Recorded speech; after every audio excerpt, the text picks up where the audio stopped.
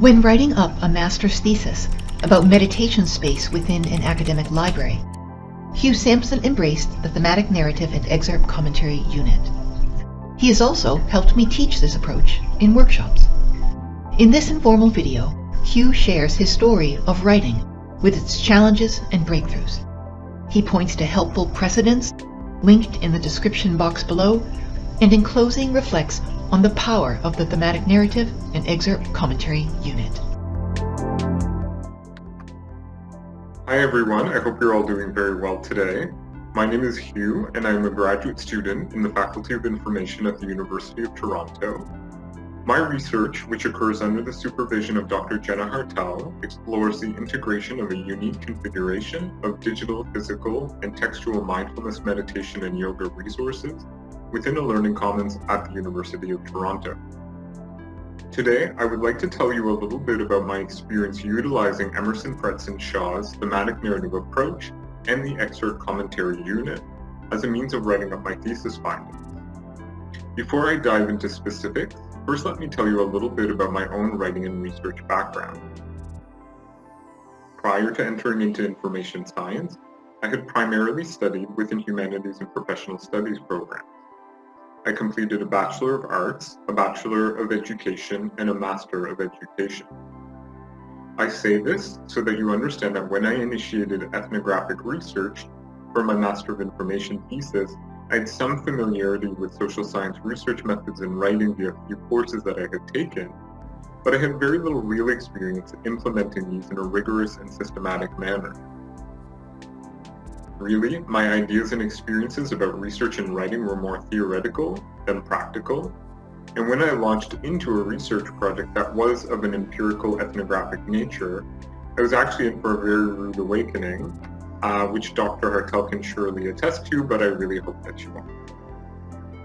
So, as I conducted my research, so preparing to do it, throughout the data collection phase, the data analysis phase, things were actually going quite well. I read widely in the area, I engaged in participant observation, I wrote field notes, I conducted interviews, I took photographs, and I journaled extensively on the subject.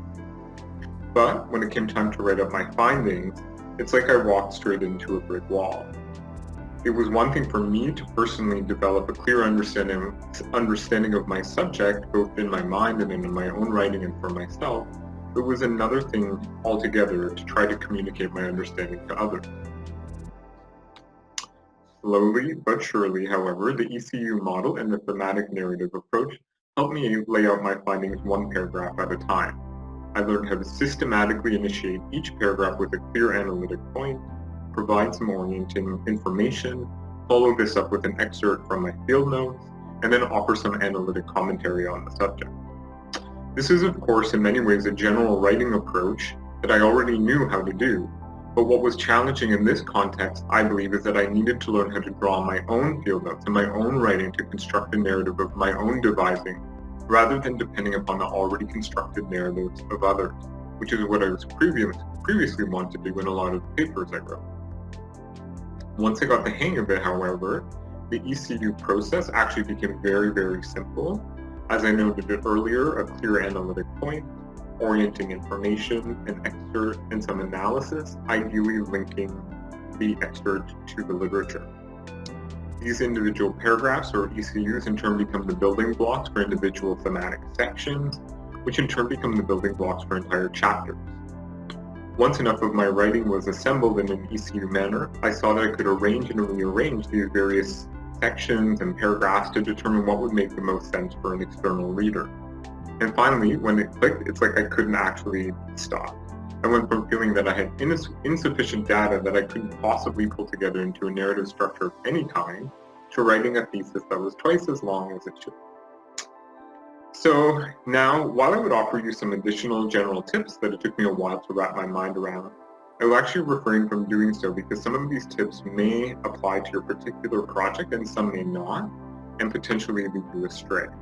Instead, what I would like to do is recommend that you find a few good examples of theses or dissertations that have utilized this approach and study them carefully, because they will help you see the same repetitive structure play out paragraph after paragraph after paragraph, but with some playful variation, and then they will also help you see the kind of variation that you in turn can work into your findings and your writing to keep things fresh.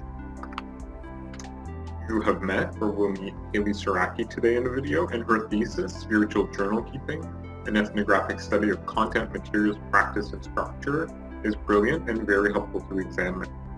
I haven't had an opportunity to read Brian Griffin's dissertation, but I'm sure that it is just as excellent. I can also recommend the thesis of Danielle Cooper, Big Gay Library, an ethnography of the Pride Library at the University of Western Ontario. She is also a former student of Dr. Hartel's. This thesis was particularly helpful to me because it was organized around a particular library space. It focused on the coherence of the space and built up a vision of that space in an informant-driven way, which is ultimately the approach that I took when describing the initiative that I was studying within a particular library context. So, in closing, if I can make one final comment about Emerson, Fretz, and Shaw's broader thematic narrative approach, I believe that it is very, very powerful and not to be underestimated. What their approach offers, I think, and what I've never really seen offered or explained as clearly anywhere else, are tools and techniques to build a coherent vision using your findings. Key word here is to build, not just to analyze, not just to critique, but to build or to construct. In doing so, I think that it is possible for you to potentially find that you have within your findings something that is far greater than the sum of its parts, something that no one has ever really thought about before. Instead of initiating your thesis or dissertation with a central concept or theme or argument that all other claims in the document subsequently need to adhere to, you can instead start to build towards a vision using your field notes that is new and fresh and unexpected. You can then also later loop back to the beginning of your document to layer in some signposts that help indicate to your reader where they are heading. I hope that this advice has helped you in some small way today, and I'm always happy to offer you additional advice if I can. You're more than welcome to get in touch with me at any time. I can be reached at hugh.samson@utoronto.ca, hugh.samson@utoronto.ca. Have a great day and enjoy the rest of the workshop.